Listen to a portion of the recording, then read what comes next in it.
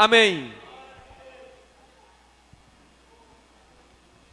Meus queridos irmãos, a paz do Senhor, esta paz reina em nossos corações, não só hoje, mas eternamente. Eu queria louvar a Deus pela oportunidade de poder estar aqui com os irmãos. E nesta feita, louvar a Deus também por se tratar de um congresso de jovens.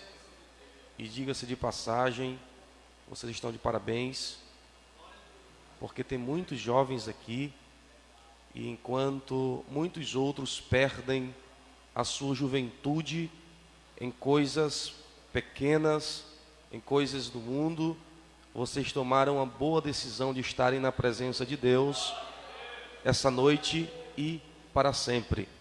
E eu queria louvar a Deus por isso. Estou aqui me alegrando muito por isto.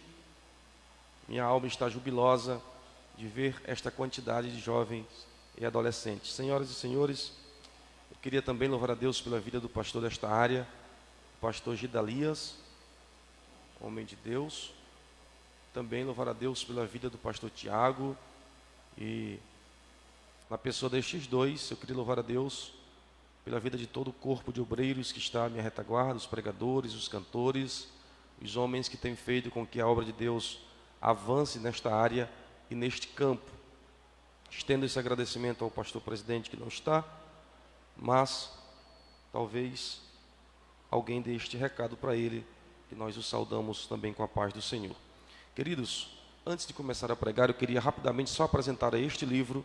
É um livro de minha autoria. Nós lançamos este livro há 4 meses atrás, A Caminho de Damasco. É uma abordagem que eu faço sobre a conversão do apóstolo Paulo, alguns detalhes, algumas pérolas ali nas entrelinhas, que não está patente a olho nu, e também a cruz de Cristo. Eu faço uma abordagem sobre a mensagem do apóstolo Paulo a respeito concernente à cruz de Cristo. Cristo é o ponto central da Bíblia, o ponto central do cristianismo e o ponto central da mensagem salvífica do Evangelho. Tudo está pautado em Cristo, por Cristo e para Cristo. E aqui, você, adquirindo este livro, você vai ser abençoadíssimo. Eu tenho certeza que se você ler este livro, você terá muitas mensagens aí, vai te abrir a mente para você pregar muitas mensagens e, sem dúvida, ser abençoado. Abramos as nossas Bíblias, por gentileza, no livro proposto da temática desta festa, Daniel, capítulo de número 1. E eu queria convidá-los a lermos desde o versículo 4 até o versículo de número 8, que é o versículo-chave desta festividade. Versículo 4 do capítulo 1 de Daniel diz-nos da seguinte maneira: jovens em que não houvesse defeito algum, formosos de aparência, instruídos em toda sabedoria e sábios em ciência e entendimento e no conhecimento, e que tivesse habilidade para viver no palácio do rei, a fim de que se fossem ensinados todas as letras e nas línguas dos caldeus. O rei lhes determinou a ração de cada dia, da porção do manjar do rei, e o vinho que eles beberiam, e que assim fossem criados por 3 anos, para que, no fim deles, pudessem estar diante do rei. E entre eles se achavam dos filhos de Judá, Daniel, Ananias, Misael e Azarias. E o chefe dos eunucos lhe pôs outros nomes, a saber, a Daniel o pôs Belsazar, a Ananias de Sadraque, a Misael de Mesaque e a Azarias de Abednego. E Daniel assentou-se no seu coração não se contaminar com a manjar do rei e nem com o vinho que ele bebia. Portanto, pediu ao chefe dos eunucos que lhe concedesse de não se contaminar. Meus queridos irmãos, senhoras e senhores, nós estamos diante de textos muitas vezes pregados, reverberados, conhecidos. Eu queria chamar a atenção dos irmãos mais uma vez para estes textos que são vivos e que são tão atuais, como dizia Billy Graham, quanto o jornal que vai ser lançado amanhã. Observe que a nação de Israel foi chamada de forma especial entre as outras nações. Havia uma peculiaridade entre o povo de Judá, entre o povo judeu. Que particularidade era essa, pastor? Este povo era um povo que tinha um diferencial, porque eles tinham a lei de Deus e tinham o Deus da lei. Todas as vezes que este povo chegava em uma batalha e estivesse com intimidade com Deus, estivesse de bem com Deus, essa batalha já estaria ganha, porque Deus garantia a vitória antes mesmo deste povo ir para a batalha. Os feitos do povo de Israel eram registrados tanto em crônicas do povo de Judá, quanto também em histórias de povos de outras nações, a tal ponto, de certa feita, o povo de outra nação ficar sabendo que Israel se aproximava deles e tremer de medo. Mas eles não tremiam de medo por causa dos soldados valentes que existiam em Israel. Eles não tremiam de medo por causa dos escudeiros valentes que haviam ali, dos canhotos que haviam ali. Eles tremiam de medo, porque eles ouviram dizer que dentre aquele povo havia um cuidado do Deus Todo-Poderoso. O povo de Israel tornou-se famoso por causa do seu Deus, e Deus lhe deu alguns designativos, entre os tais, que eles permanecessem fiéis à sua lei. Desde quando Deus tirou este povo do Egito, Deus deu para ele princípios. Para eles ser um povo de Deus, eles precisavam de pelo menos duas coisas. Eles precisavam de uma terra, e segundo, eles precisavam de uma lei. Deus deu para aquele povo uma terra, com poder e mão forte, e ao estabelecê-los, e antes mesmo de estabelecê-los, Deus deu a este povo uma lei, e Deus lhe disse: se vocês viverem a minha palavra, se vocês viverem a minha lei, eu estarei no meio de vós. Ali, Deus separa sacerdotes, Deus separa homens versados nesta lei, homens que interpretariam a lei e ensinariam esta lei ao povo de Israel. Tendo esta lei e observando esta lei, o Deus dos céus se manifestaria na terra.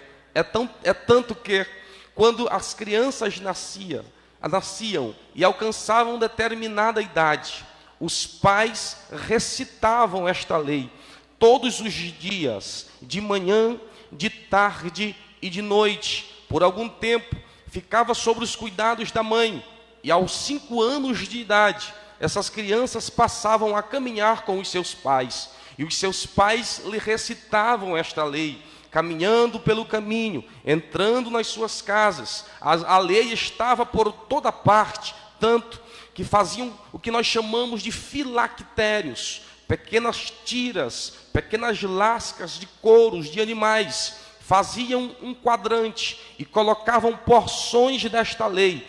Dentro deste quadrante, os homens, as mulheres, as pessoas daquela nação teriam que andar com isto pendurado na cabeça, entre os olhos, no meio da testa, e outros colocavam ainda no antebraço, na direção do seu coração. E Deus estava dizendo: esta lei tem que estar na sua mente e também no seu coração. Não se apartem da palavra desta profecia. Ora, queridos irmãos, como uma lavagem cerebral, as crianças já estavam ali crescendo e ouvindo falar desta lei e dos feitos que o Deus de Israel havia feito com este povo, ao tirá-los da terra do Egito. Deu maná para eles comerem, fez com que o mar se abrisse, fez com que colunas de fogo iluminasse durante a noite, as noites frias do deserto,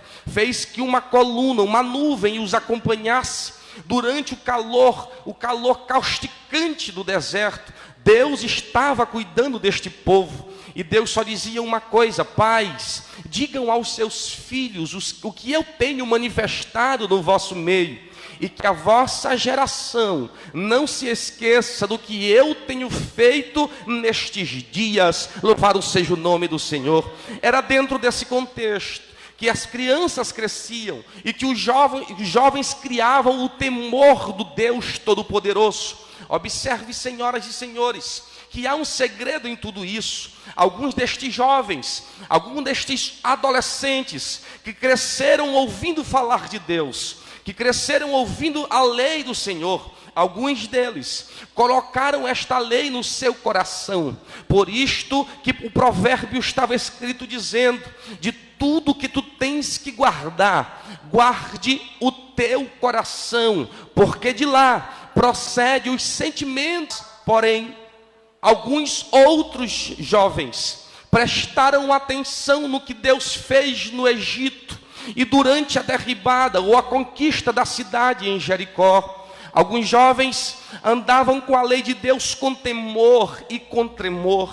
O segredo dos jovens não era se ele nascia em uma família real. O segredo dos jovens não era se eles eram de uma tribo sacerdotal. A palavra de Deus, alguns deles decidiram crescer no temor do Senhor e da palavra. Senhoras e senhores, meus queridos jovens, deixa eu dizer uma coisa para você que vai fazer toda a diferença em sua vida. O que vai fazer a diferença na sua vida não será a forma eloquente como você fala quando prega.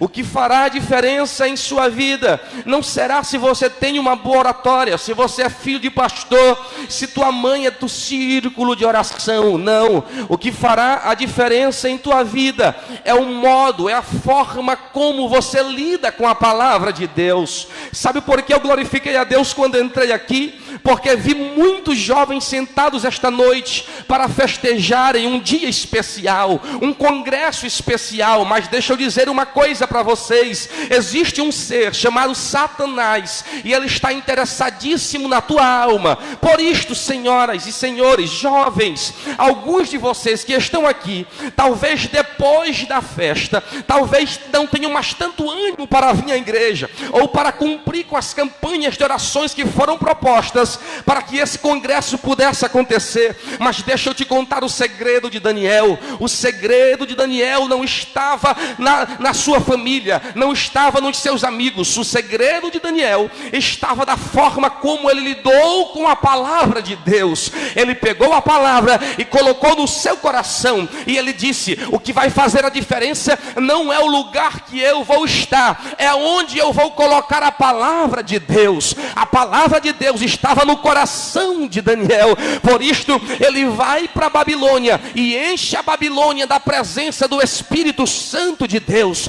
Deixa eu te dizer uma coisa: Deus quer fazer da tua geração uma geração de profeta, uma geração de missionários, uma geração de homens e mulheres cheios do Espírito Santo de Deus. E Deus está dizendo: como é que tu vai lidar com a minha palavra? Como é que tu vai lidar com a minha presença? Como é que tu está lidando com a minha intimidade? Como é que tu está lidando comigo? Deus está interessado em te usar mais do que você tem interesse em ser usado por Ele. Por isso, levante a sua mão essa noite e eu quero profetizar sobre essa mocidade. Você não será um fracasso, como alguns estão dizendo. Você não será um zero à esquerda, como alguns estão dizendo.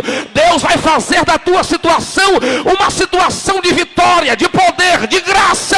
E eu quero profetizar que este mundo que está aí não vai te influenciar. Satanás está dizendo que alguns de vocês daqui a alguns dias serão prostitutos, prostitutas, mas o Espírito grita no altar esta noite dizendo: guarda o teu coração, porque eu tenho projetos para a tua vida.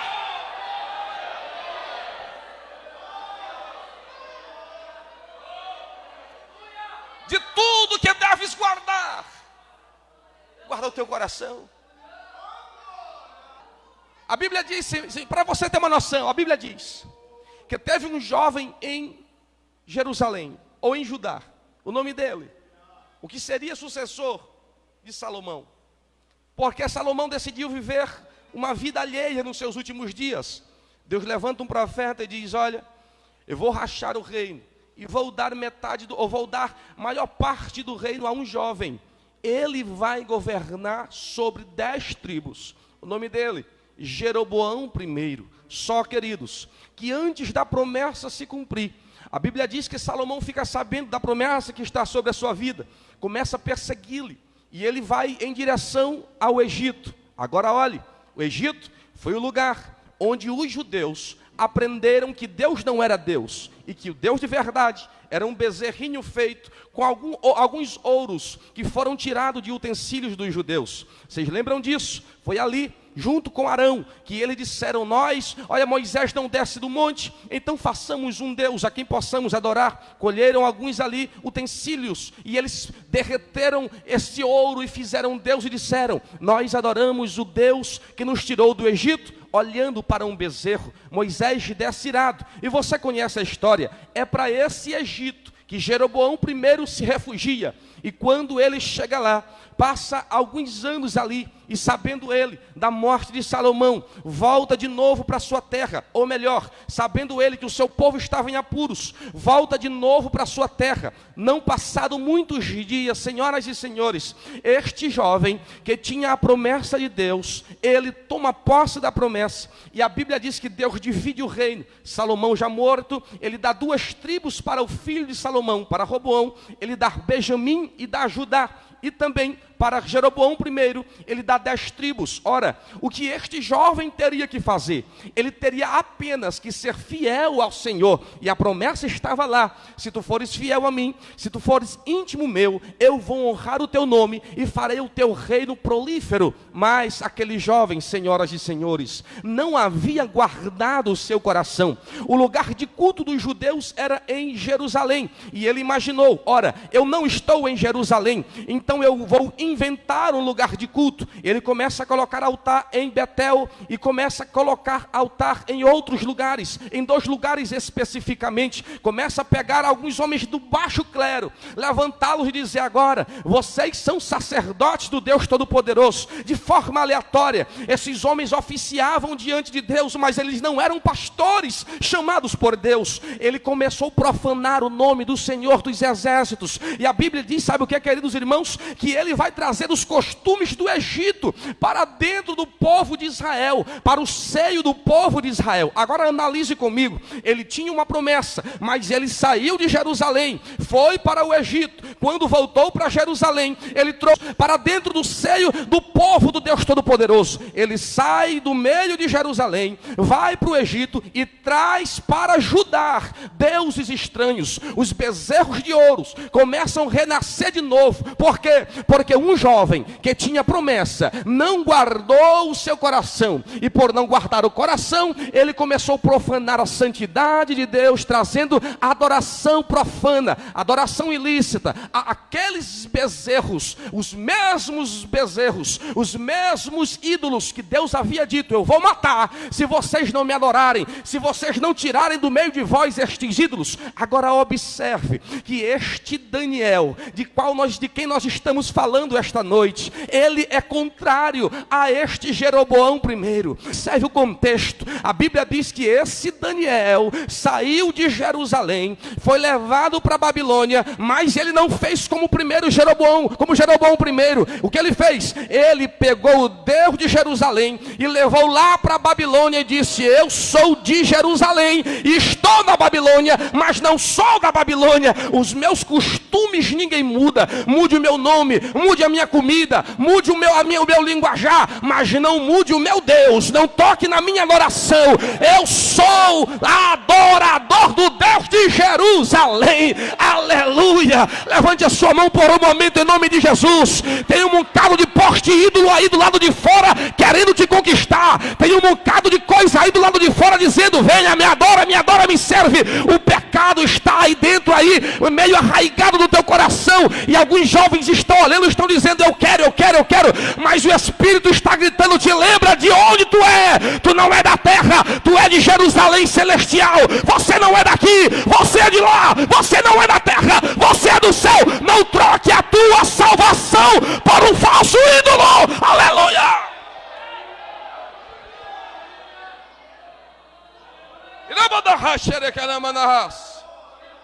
O teu nome está escrito no cartório de Jerusalém.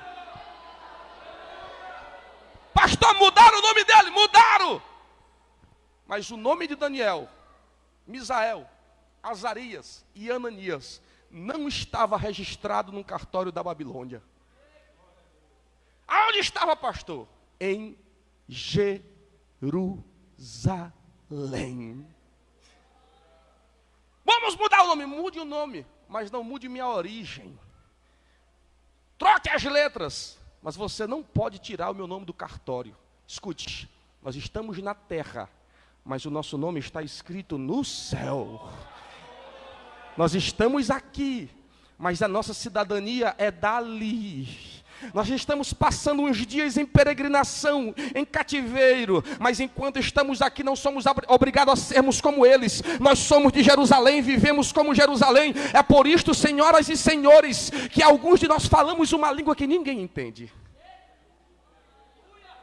De onde é essa língua, pastor? Lá da minha cidade,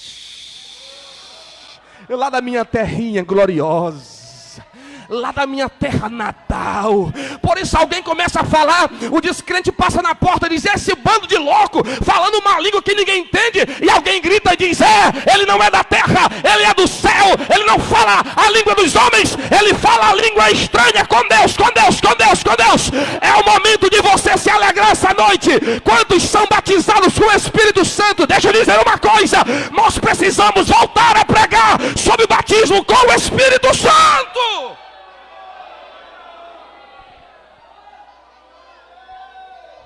Isso precisa arder no teu coração.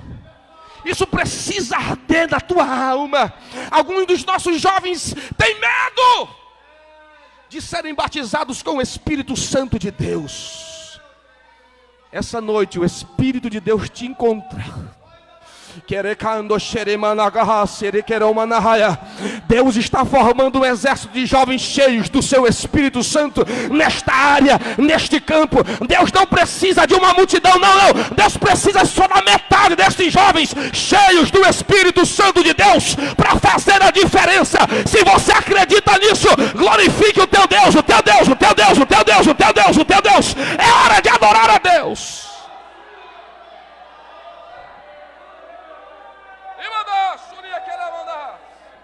Aleluia. Senhoras e senhores. Senhoras e senhores. Pastor, por que eu devo ser fiel? Olhe para a Bíblia. Olhe para o que está escrito. Olha o livro de Daniel, o que diz. Versículo. Daniel, capítulo 1. Assentou-se no seu coração não se contaminar. Porque, o que é isso, pastor? Repita comigo, repita, jovens, uma decisão. Agora veja isso. Quem caminha com Deus, repita comigo, quem caminha com Deus faz história. Repete de novo, quem caminha com Deus faz história. Escute, eles propuseram no seu coração não, mas com eles vieram uma multidão de jovens, sim ou não? Mas quais são os únicos nomes dos jovens escritos no 1º capítulo de Daniel? Daniel, como? Misael, Azarias e Ananias. Você encontrou os outros aqui? Porque quem não anda com Deus não tem história para contar. Agora quem caminha com o Espírito Santo tem o seu nome registrado aonde chega. Oh, aleluia! Aonde ele chega o nome dele fica registrado. Missionários que foram para lugares longínquos chegaram lá e o seu nome ficou registrado porque o Espírito Santo caminhou com ele e muitas almas se renderam a ele. Homens e mulheres que foram cantar e pregar e pessoas foram curadas porque aí disseram, olha, fulano veio aqui, o Espírito de Deus estava com ele. Quem tem o Espírito Santo deixa o seu nome registrado na história. Se você quiser ser só mais um, viva como os outros. Mas se você quiser fazer história, guarda o teu coração.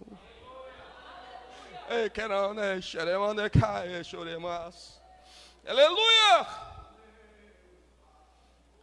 No capítulo 3, ou melhor, no capítulo 1, a Bíblia diz, no versículo 10, versículo de número 10,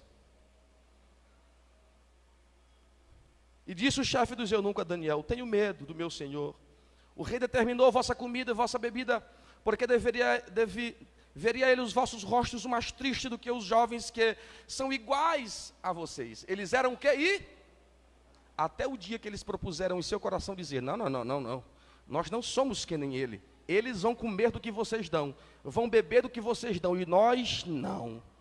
Agora escute. Então disse o despenseiro, o chefe dos eunucos, versículo de número 12: experimenta, peço-te os teus servos 10 dias, faze que se nos dê legumes a comer e água a beber. Então veja diante de ti a nossa aparência, a aparência dos jovens que comem a porção do manjar do rei, e conforme veres que haja com os teus servos. E ele conveio nisto, e experimentou 10 dias, repita comigo, 10 dias, que coisa maravilhosa. E ao fim dos 10 dias, pareceram os seus semblantes melhores, eles estavam mais gordos do que todos os jovens que comiam a porção do manjar do rei. Algumas pessoas estão olhando para alguns jovens aqui dizendo: você está estragando a tua juventude na igreja, tu é tão bonito, vamos curtir um Gustavo Lima, vamos para uma seresta, vamos encher a cara. Mas veja, queridos jovens, vale a pena mais 10 dias na presença de Deus do que 3 anos no palácio de Satanás. Não abra mão dos 10 dias, não abra mão da intimidade, não abra mão da presença, não abra mão do Deus de Jerusalém, não abra mão de Deus. Em 10 dias, os jovens que propuseram no coração estavam mais gordos. Irmão, aonde é que legume engorda alguém? Só se ele não tiver com Deus. Quem decide viver na presença de Deus, ainda que seja mais difícil. Irmão, é fácil ser crente? Não, mas não te preocupe. Um dia, o teu corpo estará melhor do que o corpo deles.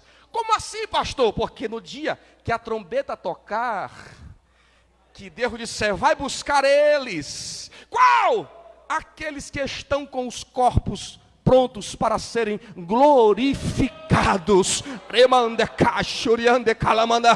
Como assim, pastor? No momento, no abrir e fechar de olho, durante o toque da última trombeta, os mortos em Cristo, aqueles que morreram em Cristo, que morreram mas dizendo: eu não abro mão do meu Deus, eu não abro mão da minha fé, eu não abro mão da promessa, que morreram em esperança. Quando tocar a trombeta, Deus vai dizer: agora vocês vão ter corpos melhores do que os corpos daqueles que comeram do manjar do rei. O Espírito Santo está dizendo à igreja: sede fiel, sede fiel, sede fiel até a morte, dar-te a coroa da vida.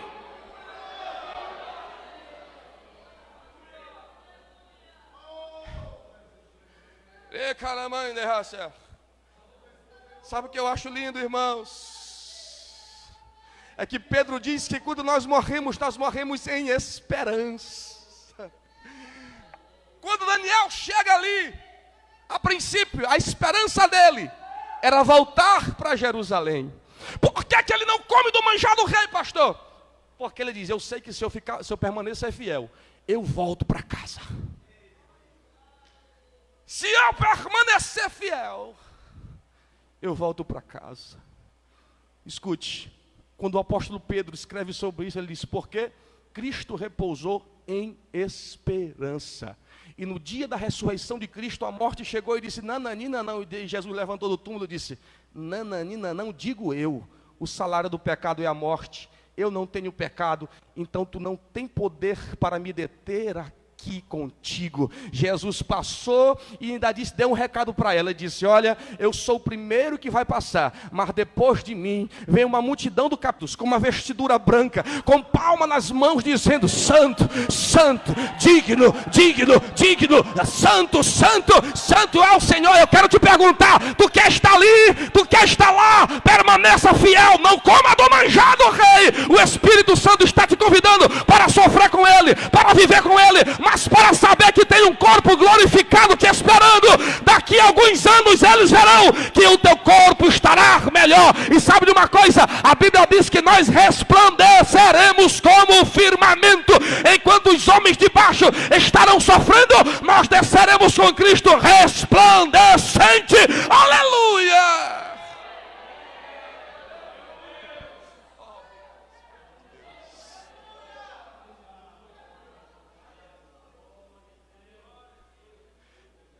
Os judeus diziam: Senhor, nós não vamos permanecer fiéis ao Senhor. Por quê? Porque nós temos a opção de não sermos fiéis. Quando eles fizeram este templo, irmãos, o Deus de Israel chegou na Babilônia, sabe como? Como um Deus derrotado na cabeça de Nabucodonosor. No capítulo de número 1, no versículo 2 diz: o Senhor entregou nas mãos de Joaquim, rei de Judá, uma parte dos utensílios da casa de Deus, e ele os levou para a terra de Siná, para a casa do seu Deus, e pôs os utensílios na casa do seu Deus. Olha, invadiram o templo de Jerusalém, pegaram os utensílios de lá, e Nabucodonosor dizendo: coloca aqui no templo do meu Deus, para que eles saibam que o meu Deus é mais forte do que o Deus de Jerusalém. Agora, pasmem, alguém sabia que isso não era verdade. Quem, pastor? Quem escreveu.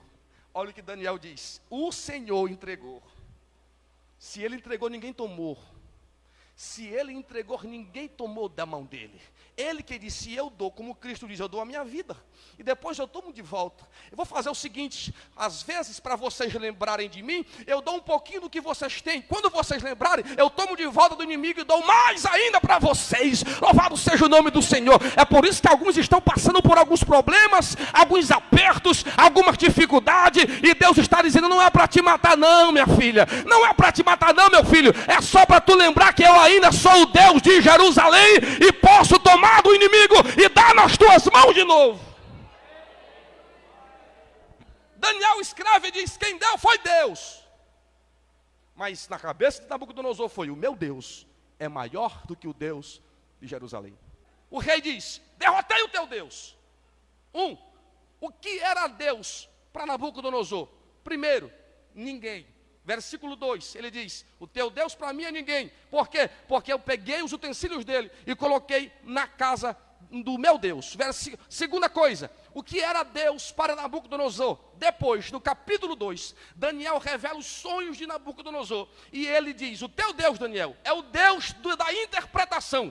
Qual era o conceito de Nabucodonosor sobre o Deus de Jerusalém? Primeiro, não é ninguém. Segundo, é o Deus da interpretação. Terceiro, no capítulo 3, capítulo 3, versículo 15, ele é o quê? O Deus desprezado. Por quê? Mais uma vez no coração de Nabucodonosor, o Deus de Jerusalém é desprezado. Por quê, pastor? Porque a Bíblia diz que esses 3 jovens estavam ali com uma ordem: quando ouvirem o som dos pífaros, das buzinas, de todos os instrumentos musicais, e vocês vão se curvar diante da minha imagem. Aí eles não se curvam, irmãos, porque quem tem Deus não se curva diante do mundo, do pecado, da injustiça. E eles estando ali, disseram para Nabucodonosor: olha, os jovens de Jerusalém não se curvaram diante da estátua que tu fez. Eles se levantam, irmãos, e assim que o diabo é. Como, pastor? Aquele rei impiedoso, se fosse outros jovens, ele já teria matado eles. Irmãos, ele matava brincando. Mas Satanás também sempre vai te dar uma segunda chance para você pecar,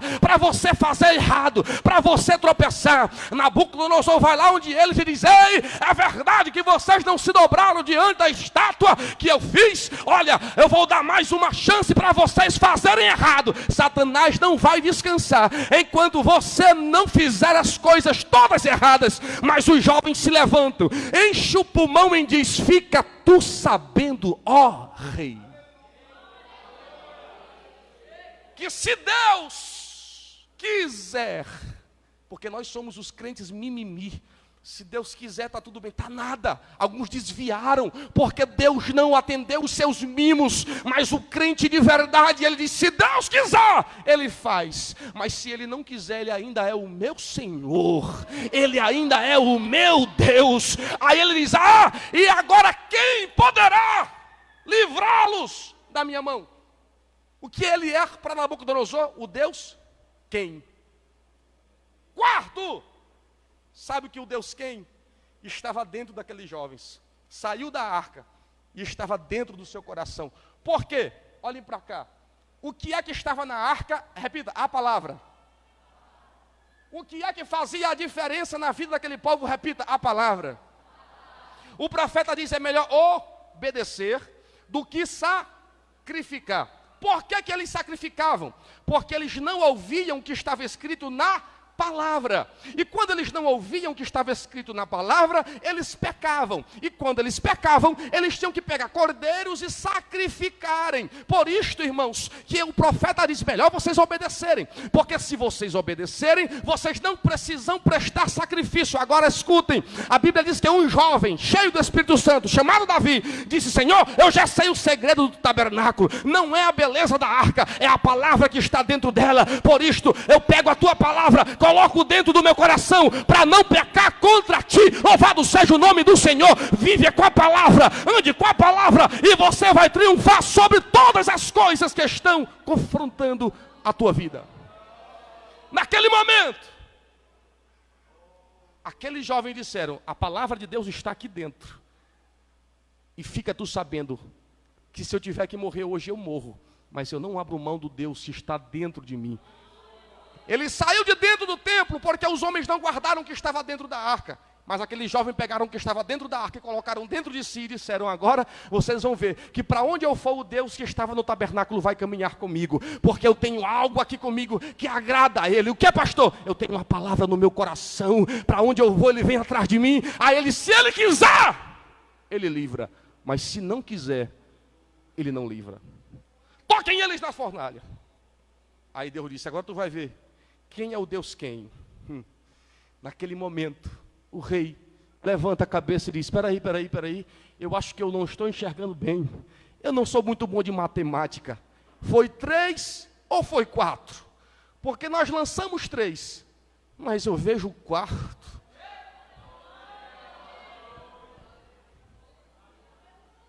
Ainda 4? É 4 e o aspecto do quarto é diferente. Ele parece os filhos dos deuses. Aleluia. Nesse momento, quando chega no capítulo 4, ele diz, eis, o teu Deus não é nem o revelador de sonho, nem o Deus quem. O teu Deus é o Deus todo-poderoso. Aleluia. Quando chega no capítulo 4, concluo. Olha aqui. Olha isso. Já foi. Escuta isso. Só vou ler o texto e vou entregar o microfone. Fique de pé. Quando chega no capítulo 4, escute essa trajetória. Olhe para cá, jovens, olhe para cá, concluo já. Escute isso. Quando chega no capítulo 4, o Nabucodonosor, que não sabia quem era Deus, toma a palavra e diz, olhe para cá. Irmãos, Nabucodonosor toma a palavra e diz assim, irmãos, a paz do Senhor. Como assim, pastor? Pois é, do capítulo 1 para o capítulo 4, tinha 4 jovens, cheios do Espírito Santo, que mostraram para aquele rei egoísta, que o Deus dele não precisava de um templo, que ele caminhava no coração de jovens, alicerçados na palavra. Quando chega no capítulo 4, eles fizeram tantas coisas na Babilônia, que Nabucodonosor disse, ei, peraí, irmãos, olha o que ele diz, a paz do Senhor. Rei a todos os povos, nações e línguas que moram debaixo da terra. Paz seja multiplicada entre vocês. Pareceu-me bem fazer conhecido os sinais e maravilhas que o Deus Altíssimo tem feito para comigo. É pouco? É pouco? Aí ele continuou, quão grandes são os seus sinais e quão poderosas as suas maravilhas. Pastor, quem está dizendo isso é Jeremias, Isaías, é Daniel, né? Não, irmãos, é Nabucodonosor, que entendeu que o Deus dos jovens era mais poderoso do que os deuses da Babilônia, que eram pseudos deuses. E ele disse, eu, Nabucodonosor, estava em minha casa, e aqui eu tive encontro com o Senhor dos Exércitos. Quantos podem levantar as mãos? O Espírito de Deus está mandando eu te dizer, você será capaz de mudar contextos. Você será capaz de mudar escute, irmãos, algumas pessoas estão vivendo oprimidas dentro da própria casa aqui. Mas o Espírito Santo de Deus está dizendo: anda com a minha palavra no teu coração, e eu mudarei o contexto da tua família, e eu mudarei o contexto da tua casa, e eu mudarei o contexto da tua vida. Jovem, você não é só mais um jovem, você tem a minha marca, você tem o meu selo, você tem o meu sinal. Aonde estão os jovens que querem ser batizados com o Espírito Santo, que querem fazer a diferença na sua geração? Levante a mão em nome de Jesus. Ó Espírito Santo de Deus, ó Jesus Cristo, essa é a glória do Deus de Jerusalém. Receba a presença, receba a presença.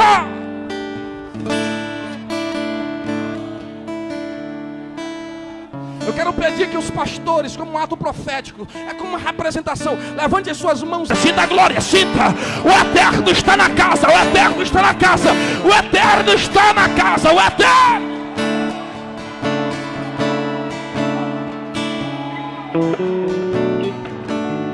Isso é a sensibilidade. Como um ato profético, pastores, em nome de Jesus, levante as suas mãos para cá.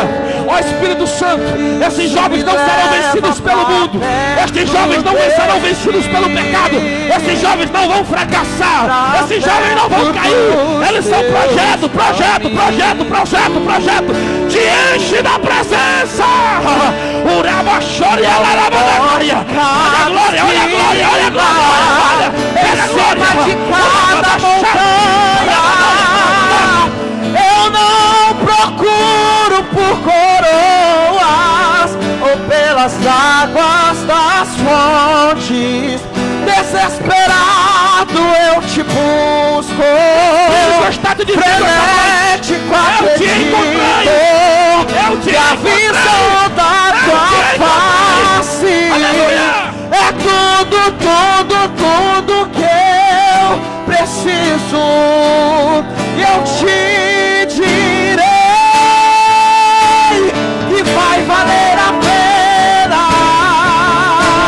que vai valer a pena, vai valer a pena. E quando eu subir acima das nuvens, o grande Deus irá me conduzir até a mesa da Santa Ceia, e lá no céu Ele vai me servir. Escuta, e quando eu chegar no trono de Deus, o mesmo Deus Ele irá me julgar. Ao ver as obras que eu fiz, o céu inteiro Ele vai me apresentar. Desse lado aqui, tu pode prosseguir. Do lado de lá, você pode dançar. Aqui na minha frente, tu pode passear. O céu é teu, é teu, é teu, é teu, é teu, é teu. O céu é teu, o céu é teu, é teu, é teu. O céu é teu, é teu, o céu. Preto. De manhã, né? Graças a Deus. Pela manhã, a camisa preta, a farda. E segunda-feira, lá no Mega Templo, viu? Vamos fazer a foto oficial lá no Mega Templo, em nome de Jesus. Quero convidar o irmão Pedro para estar orando. E amanhã chegue cedo, meus irmãos, 8 horas da manhã, para juntos adorarmos o nome do Senhor. Graças a Deus, não tem alguém para Jesus? Alguém quer aceitar Jesus como o único e suficiente Salvador? Todos são crentes em nome de Jesus, comprado e lavado pelo sangue do Cordeiro. Amém? Graças a Deus. O irmão Pedro está orando, encerrando. E o pastor Tiago Nena entregando a bênção em nome de Jesus. Uma mensagem que ouvimos nesta noite. Temos certeza que o livro do nosso pastor também é impactante. Você também sentirá a presença do Senhor lendo o livro em nome de Jesus. Queremos também só confirmar que o irmão Diego não esteve presente nesse trabalho porque ele está viajando. E ele nos informou que ele não está aqui por conta dessa viagem, viu? Por isso, oremos pelo nosso coordenador geral de Mocidade também. Vamos orar, meus irmãos. Senhor nosso Deus, querido Pai, neste momento simplesmente queremos devotar ao Senhor uma palavra de gratidão a Ti, por tudo que o Senhor nos tem proporcionado nesta noite, ó Deus, pela Tua palavra, Senhor, que o Senhor falou conosco, ó Pai, e pela manifestação genuína do Teu Espírito entre nós. Muito obrigado, Senhor, por tudo, em nome de Jesus. Glória a Deus. Estenda as mãos, que a graça do nosso Senhor Jesus Cristo, o amor de Deus, o nosso Pai, e as doces comunhões do Espírito Santo esteja com todo o povo de Deus agora e para sempre. A igreja diga. Falta só mais um dia para encerrar o nosso congresso. Então não falte amanhã, 8 da manhã, Deus tem poder para nós aqui. Todos os jovens, os nossos jovens convidados que vieram hoje também